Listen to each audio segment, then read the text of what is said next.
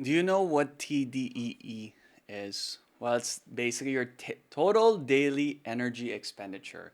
Now, I'm going to explain the four engines of your daily burn. So here's the math.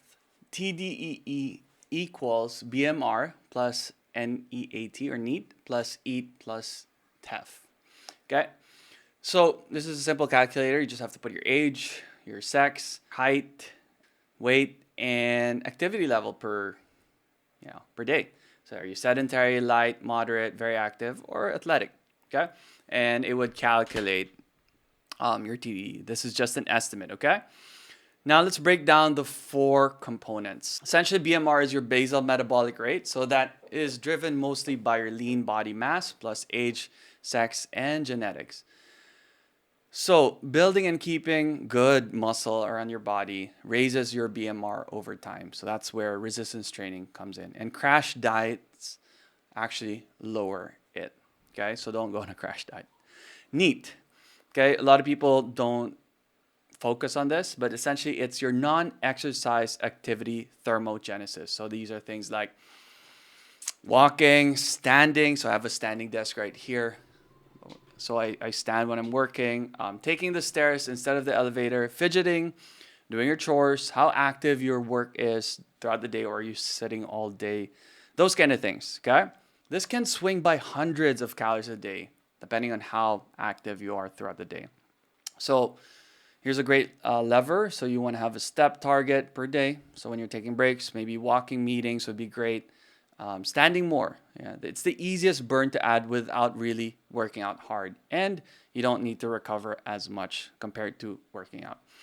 And that's where EAT comes in. So that's exercise activity thermogenesis. So this is where the type of exercise that you do. So fitness, strength, and health. Those are the most important things, but not the whole fat story loss.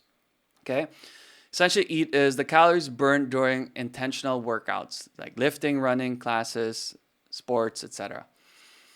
Often overestimated, especially if you're using a smartwatch. It's not really that accurate.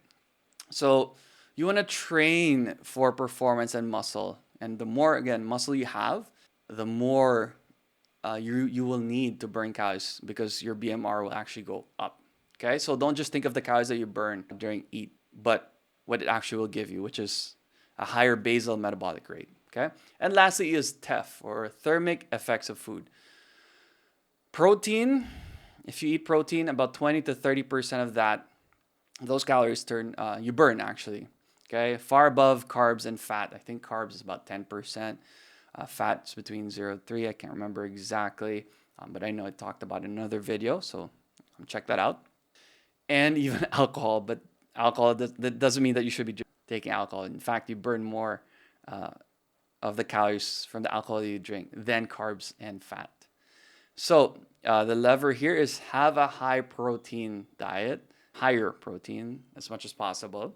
A whole food diet as well. It increases your TEF because you require more to break it down than processed foods.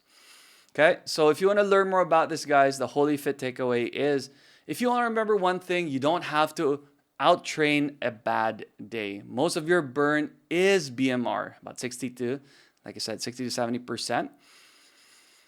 Protect muscle, so always do resistance training. And for the females out there, no, you will not get bulky, okay? And yeah, just move more throughout the day.